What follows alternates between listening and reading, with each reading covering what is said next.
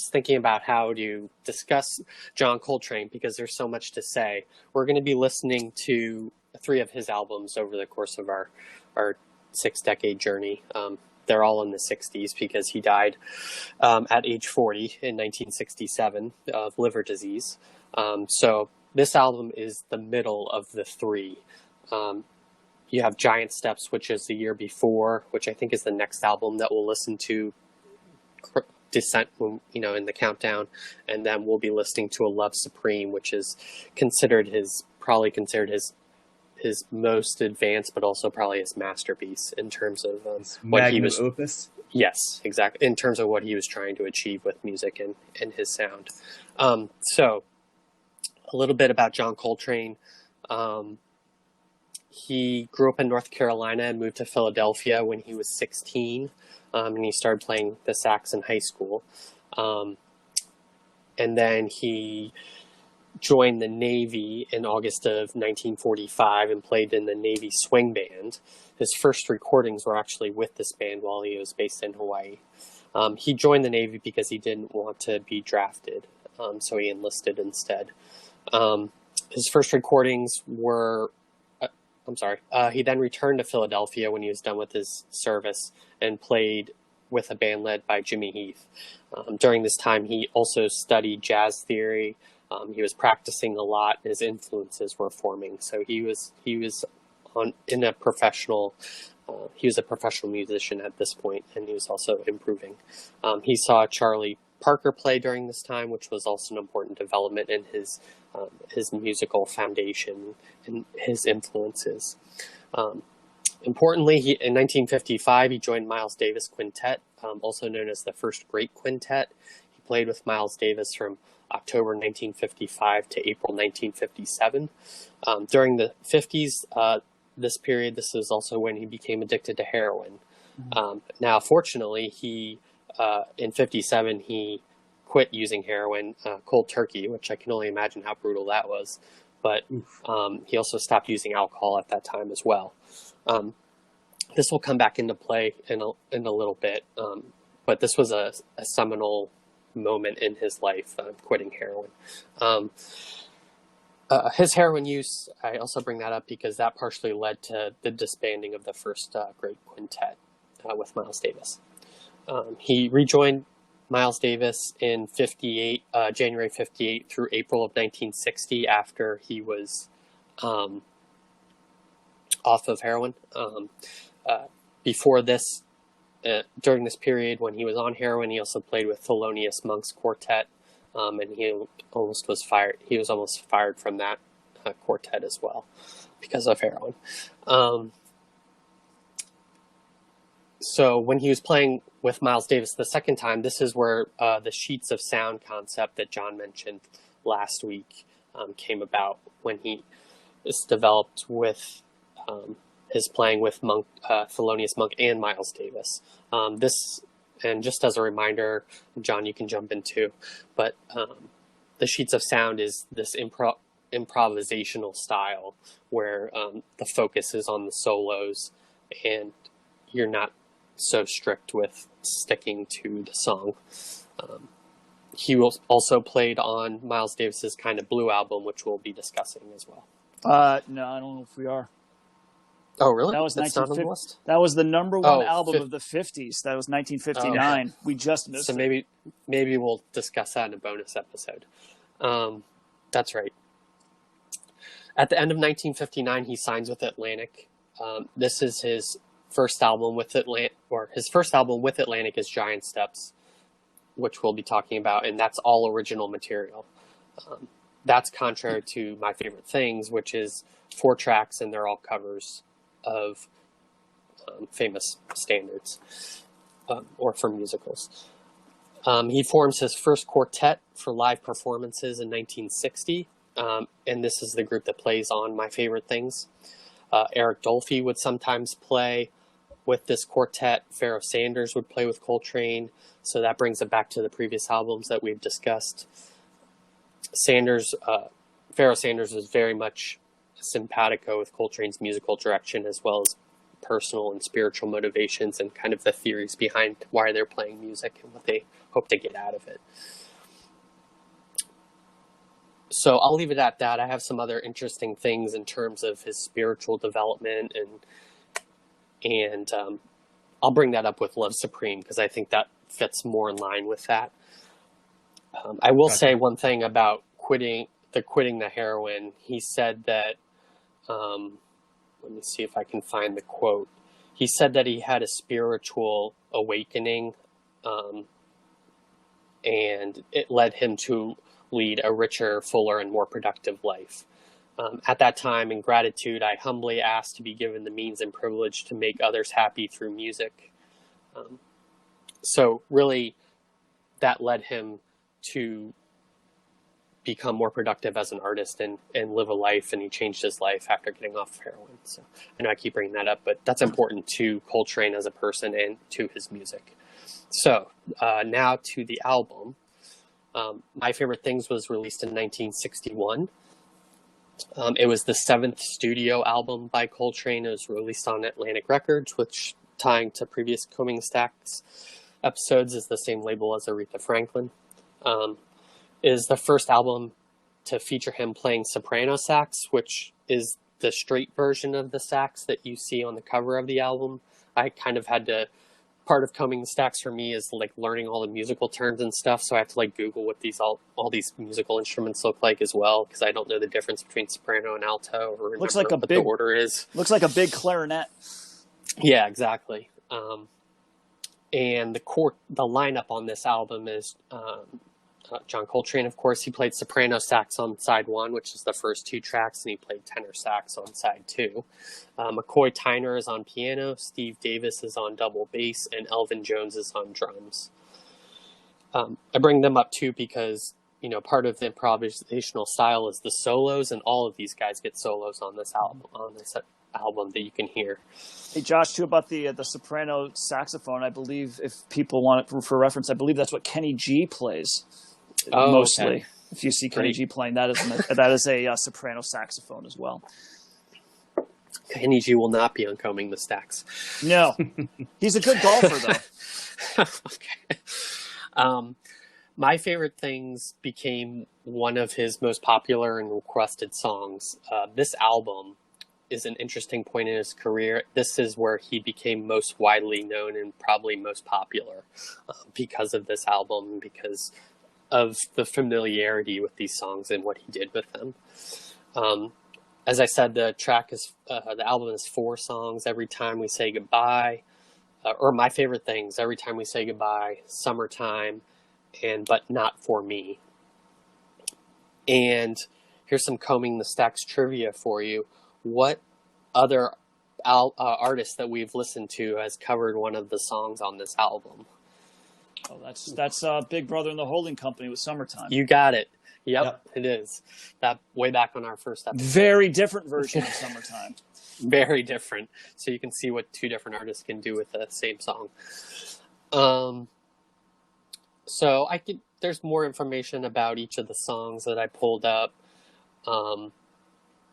Let's get into what you guys thought about this album. Who wants to start? Matt, go ahead. So this is what I'm talking about when I want to listen to jazz. As opposed to the last 2 albums, the Pharoah Sanders, and to a larger extent Eric Dolphy, which is stuff that's that's a very challenging listen. This is not challenging at all. This is very light. It's very smooth. It's very relaxing. It's a great type of record to put on at night, or to if you want to seem like an intellectual, kind of upstanding, or having like a dinner party and wanting to impress people, coming to hey, come on over. Oh, just listening to some jazz, because that's just listen to some Coltrane. That's what I do, I do feel like there is this thing with jazz in general that it does have this kind of status of being, a kind of this refined, hipster kind of thing. But I did like this a lot. This is just, I didn't know. I mean, I've known some Coltrane stuff. I am familiar with Love Supreme, but this is just it's really easy to listen to. It's, again, jazz isn't my favorite genre by any stretch, but I do appreciate something like this. It's very relaxing. Even the parts that are kind of a little bit more fast paced, or where, because there's some parts in here where he's playing the saxophone and he's very fast. It's a little bit chaotic, but it's still grounded in what the rest of the band is doing. It's nice. And I also would say that just listening to this made me realize how I certainly do not have the refined palate to be able, like, if you just played this for me, not telling me it was Coltrane, I don't know, I couldn't have picked it out. I go, oh, that's John Coltrane, right? I can't pick him out. I can't pick out, a Miles Davis trumpet part, a lot of the stuff. It kind of all just blends together. So this could have been any jazz album, really, that it would have just been a nice thing to listen to. So I don't know how long that would take. My guess is I would need to listen to a lot more artists, a lot more albums that they've done, maybe read a little bit more about them and stuff before I start to kind of see or start to hear the differences in what they're doing and really appreciate it. So as being someone that's very, relatively new, or inexperienced, maybe is a better word, to this, I can't really differentiate much out of this. I just know that it was a really easy, nice listen. Yeah, I agree. John, what do you think? I mean, it's an easy recommend for me. I'll start by saying that I am so glad, and I wasn't sure I was going to be glad, but I really am, that we got Dolphy and Pharoah Sanders ahead of John Coltrane, because it really makes me appreciate the Pharoah Sanders and Eric Dolphy albums more, to see where their roots came from. And I don't know if I would have been able to do it if we did it the other way, like starting with Miles Davis and Coltrane and working our way to the more abstract stuff. I think when I got the abstract stuff first, it was easier for me to tie together what Dolphy and Pharoah Sanders were doing, because, I mean, a central part of both of their narratives is that they played with John Coltrane, and they basically, in Dolphy's case, took his stuff and took it in a different direction, freer, and, the overblows were bigger overblows. He didn't really use the sheets of sound as much. He sort of took the idea of the intensity of the playing and moved it up. And then, Pharoah Sanders used the sheets of sound and some of the stuff that I think, as we said last week, that A Love Supreme is sometimes looked as the predecessor to Karma by Pharoah Sanders. So I'll say that, like, this is what I think of when I think of standard jazz of the 50s and 60s. It really isn't standard jazz, because I guess that would be more the 20s and the 30s and, the Duke Ellington and, that type of stuff that's a little bit more grounded in traditional structures, and even the big band stuff later. This is definitely more experimental than that. Matt mentioned sort of the chaotic playing, and even the fact that he plays two different saxophones on both sides. This album, I like Matt, I don't know if I have a sophisticated enough palette that I can always tell who's playing what, but like, I definitely know this is John Coltrane because of the saxophone, and because I can't hear this music without thinking of the holidays, because this music is played. If you've ever walked into a Macy's or a JCPenney or anything like that in holiday season, like, you will hear, if not two of the tracks on this, you'll hear four of them. And normally that would be considered to be sort of a insult, I guess, but I actually credit it to John Coltrane, because of the fact that it's so inoffensive and likable that you can play it in something as sort of sterile at times as a department store, and it can make you feel good. But it also has, in the context of listening to jazz, like a revolutionary progression in it that allows you to see in its context that it was revolutionary. And it's both. And there's not a lot of pieces that can be that omnipresent, but also that artistic. And there you go. And that's why John Coltrane's John Coltrane, right? That's what he is. He's the bridge between Thelonious Monk and Miles Davis and free jazz later that, further explored what he was doing. He's the dead middle. Yep. Yeah, I'm really glad too that we listened to those more avant-garde jazz albums first, because I can definitely hear a difference between this and those albums. And so that's a big, learning win for me in terms of, my jazz knowledge. I went ahead and listened to Giant Steps too, just because I wanted to hear what that sounded like, having all original songs. And that's that's also a really good album. Mm-hmm. And why I like this album, and I agree with you guys, this is kind of like what I think of with jazz, is that you can, it's like the backbone of the song is still there. So you can still hear the song overall, and you can recognize my favorite things while they're experimenting and soloing within that. And so that's what made this album much more accessible to me, and I appreciated that a lot. You can hear that free jazz, but you still come back to like an actual song versus, you know, the difference with the Eric Dolphy and the Pharoah Sanders songs. I also really like this album.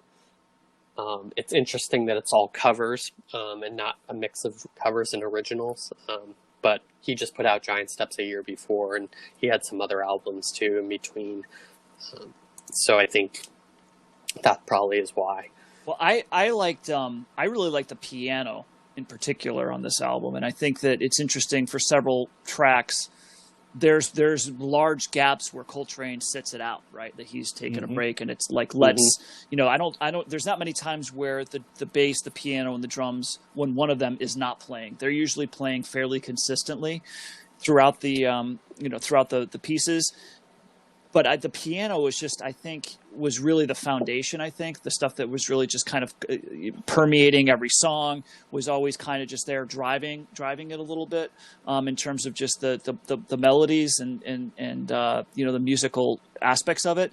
But yeah, it was kind of interesting. Like, this is a John Coltrane album, and it's like, yeah, he just sat out for like 5 minutes of this song. But that's you know? But that's what they do. Jazz. That's what they do.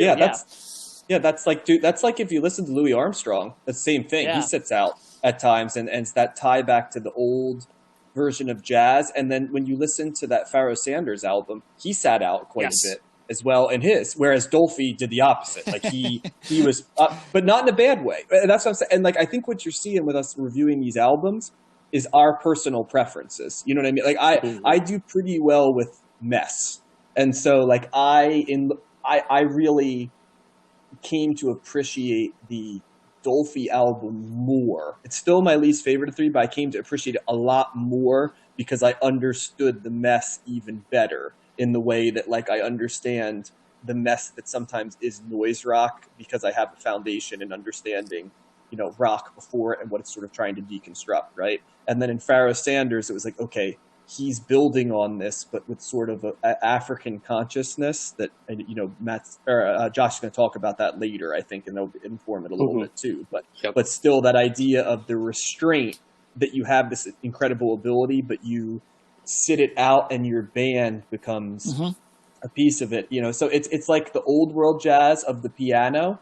You know, like even like dun, dun, dun, dun, dun, dun, dun, dun, you know, even though there's trumpet and stuff on that, you always think of that as like, I compare the bass line. It's almost like the bass line in jazz, right? The piano. And you're right, the piano stands out in this almost as much as Coltrane's sax does. I would say that what stands out as virtuoso stuff is when Coltrane starts playing the sax. You know, yeah, he takes it in a different. Because, he takes it to another level. But the piano is like the constant. I felt, you know, it was just, it was pretty much always there, and it was just really nice. It was. I really enjoyed what he was doing, and they all got to solo, right? There's solos for each part, I believe. There's yes. And so that's cool too. Like, it's cool when the piano cuts out, I think maybe one or two times, and then you just got the bass and the drums, and I don't know if it gets more. I don't know. Well, that's pretty stripped down when you just have when you have the acoustic stand-up bass and the jazz drums going. That is as stripped down as you're going to get a lot, I think, with just any type of music. That's also the sheets of sound, though. That idea of the different people soloing at different times. Yeah, and it's way easier to see here because it is isolated. And then, you know, you go ahead 8 years, right, to Pharoah Sanders, and there's been 8 years of jazz to there, and there. It's isolated, but it doesn't feel as isolated as it does here, right? Because there's like the Sanders album, I think, has more layering, but that's just a response to what Coltrane was doing here. It's just taking the sheets of sound and just expanding on it. And A Love Supreme is right in the middle of this and where Pharoah Sanders goes, if you listen to that album. So it's going to be cool to talk about that as we continue to whet our jazz palate, so to speak. Yeah, John, getting an education. John, would you say that the mentioned like being okay with the mess and liking that and appreciating that? Hmm. Would the Ouge Mutantes album be considered a mess at all, in your opinion, based on that You description? know, it's a fair point because it is kind of messy, and so just because I'm okay with the mess doesn't always mean that I like it, right? Sure. Kind of in the same way that you can appreciate a well-developed chorus, you know what I mean? Doesn't always mean that even when you hear a well-developed chorus that you like all of them. Right. And I don't want to speak for you, but you get what I'm saying. I know some of your tastes, a little bit. Well, and It doesn't mean that, yeah. yeah, and I would actually say that, if you told me that Ouge Mutantes does fall in that category of the mess, I would probably agree with that. But as the same thing, I like that way more than the mess of Eric Dolphy, right? Because there was, so it was an interesting way that you described it, and I was just wondering if that Yep. translated to that album for you as well. Well, and we're going to see it later in things like, for example, there's the mess that is Yo La Tengo, and there's the mess that is Sonic Youth, right? And then there's even the mess that is like early Sonic Youth, and the mess that is like mid-career Sonic Youth, right? And so there's layers in that, and punk is going to have that, metal is going to have that, prog rock. It's a different type of mess, but you know what I mean. In some ways, the sprawlingness is the mess, right? And so. Yeah, you're right. The Ouche Mutantes is mess, but it didn't appeal to me in my guts in the way that sometimes mess does. And the Dolphy thing at first didn't, but I don't know if I listened to more music that was the predecessor to Ouche Mutantes or afterwards, if it gives me better context. But I know a little bit of the predecessors to Ouche Mutantes, and it's a very good question, Matt, that I don't know if I can 100% answer. Well, but think about it and then clean the stacks next week. Well, and it's also, I think, important to know that Coltrane is doing some of the overblowing and stuff, but because we've heard Dolphy and Pharoah Sanders and do it to the 10th degree, beyond it, we may not recognize that he's doing it, but compared to jazz before it, like what Coltrane's doing is discordant sometimes, you know what I mean? And that's the free jazz part of it. But we are so used to it that it sounds clean, right? And so that's another fascinating and I thing. think that's what I didn't see. I don't mind mess either, right? And so it depends, but it depends, right? That's a large category, but it could mean a bunch of different things. And certainly you can hear parts of Coltrane sowing the seeds for what would eventually be that free jazz sound that we heard later on. But he toys with it, right? He comes to the edge a little bit, tickles it, and then comes back, right? So it's not like this overbearing kind of sound like Dolphy was. So, and I like that. I like maybe the subtlety of that a lot more than just the in your face of something like Dolphy. But and that's a fair point. Yeah. Would either of you? I mean, I'm looking at the Wikipedia page here. It says that this genre is modal jazz. I was thinking, listening to it, I was like, well, does this fall into the, because it's 61. I know that Coltrane was on Kinda Blue, and that was, if I'm not mistaken, cool jazz. And I'm wondering if this is kind of in that category as well. But this says modal jazz, and I don't know if that's the same. I don't know enough to know if that's the same thing or. And I don't know what modal jazz is. I have a clear understanding of a cool jazz, and I know that Love Supreme is considered to be Coltrane's first true jazz, free jazz album, and this sort of represented. Because this is 61, right? Yeah. So it's a little before that. I don't know if there's something in between. I'm not literate enough on modal. And I think it's like a subgenre as opposed to one of the major genres, if that makes sense, of jazz.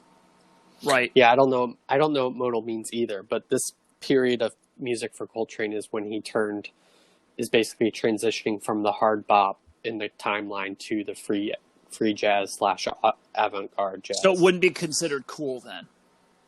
I don't think so. No. Okay. Yeah. I have to read up on that. We can certainly look that up. And get some more info. Now you got me curious. But this is good. Yep. Go ahead, Josh. It'll be it'll be good to hear those other albums and place him in context, in his transition or his evolution, and it was great. It's an great easy album listen. this Even week. if you don't, that's the thing. Even if you don't, I'd be hard pressed to find someone that says I hate this. It's like it's okay, but this is not a offensive, type of sound. And there, like you said, John, there's a reason why you might hear this in a department store. But it also leads me to think, well, music can be like this, like easy, quote unquote, easy listening, softer music.